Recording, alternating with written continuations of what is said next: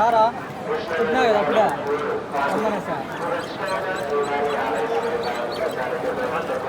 వా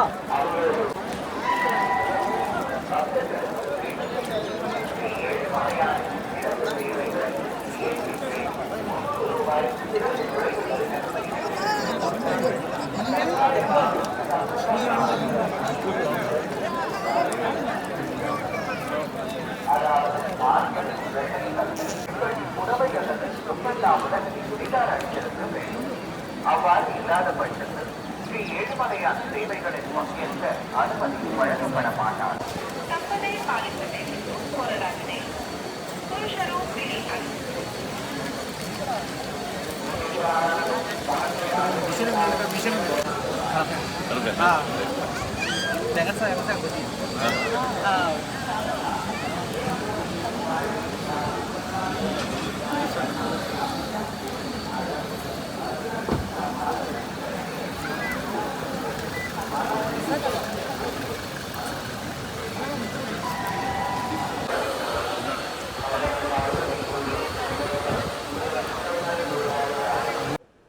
ఈరోజు తెలుగుదేశం ప్రభుత్వము అధికారంలోకి వచ్చింది. దాదాపు 5 సంవత్సరాల అంధకారం తర్వాత తెలుగుదేశం ప్రభుత్వం అధికారంలోకి వచ్చి శ్రీ నారా చంద్రబాబు నాయుడు గారి ఆధ్వర్యంలో రాష్ట్రం సుభిక్షంగా ఉండి ప్రతి ఒక్క ప్రజల యొక్క ఆశలకు అనుగుణంగా ప్రభుత్వము పనిచేస్తుంది. ఆ ఆశాభావంతోనే ప్రజలందరూ ఈసారి తెలుగుదేశం ప్రభుత్వానికి, పార్టీకి, కూటమికి ఇంత పెద్ద ఎత్తున ఘన విజయం ఇవ్వడం జరిగింది. కానీ ఆ దేవుణ్ణి ప్రార్థిస్తున్నాను రాష్ట్రం సమృద్ధిగా ఉండాలని చెప్పి.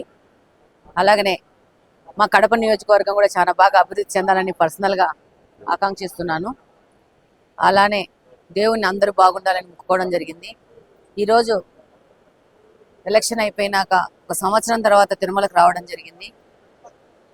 ఇంకా పాత ప్రభుత్వ ఛాయలు ఇంకా తిరుమల తిరుపతి దేవస్థానంలో ఉన్నట్టు అనిపిస్తూ ఉంది. దాదాపు ప్రతి ఒక్క వ్యవస్థను అవినీతిపయం చేయడం జరిగింది. అది ప్రస్ఫుటంగా కనబడతా ఉంది. దీన్ని పూర్తి ప్రక్షాళన చేయాల్సిన అవసరం ఉంది. ఈరోజు ఈ అవినీతి గురించి ఒక మచ్చుతునకి ఏంటంటే, దర్శనం అయిపోయినాక ప్రసాదాలు ఇస్తారు.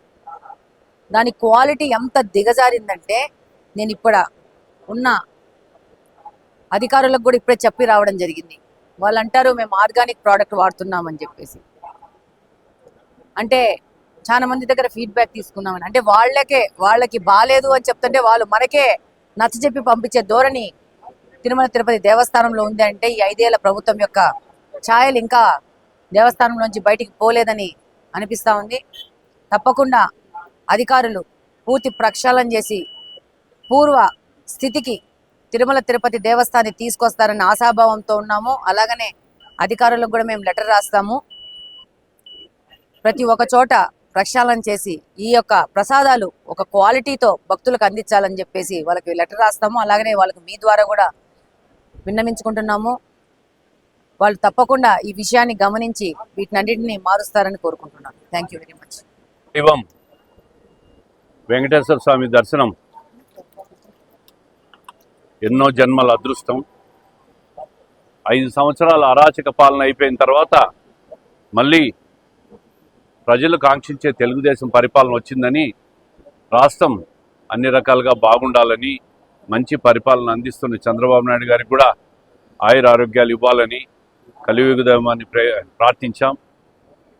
ఈ 5 సంవత్సరాల్లో రాష్ట్రం ముందుకు పోవాలని, సుభిక్షంగా ఉండాలని, మంచి వర్షాలు పడాలని, రైతాంగం కానీ అన్ని వర్గాల వారు సుఖశాంతులతో ఉండాలని దేవుని ప్రార్థించాం.